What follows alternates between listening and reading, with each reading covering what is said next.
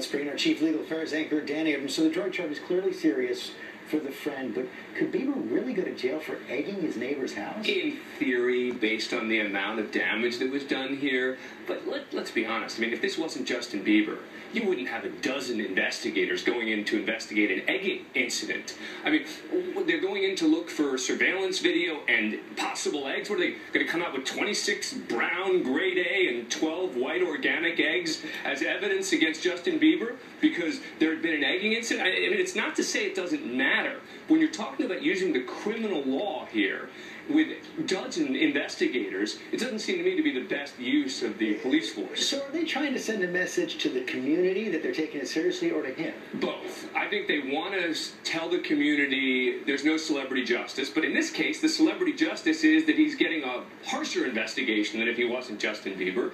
But I also think that some of his bad behavior with his neighbors is relevant here. I think that there's been allegation after allegation, and I think the authorities are basically saying we're taking this really seriously, we're going to investigate. The neighbor's obviously very upset, but typically what would happen is a police officer shows up, one, takes a report, a civil lawsuit is filed, a deal is cut, payback is made, etc. The idea that we're talking about a felony over egging someone's house with a dozen investigators and surveillance tape and confiscating potentially eggs as evidence, you know, it just all seems a little bit overwrought to me. Tell us what you really think. Yeah. Dan Abrams, thanks very much.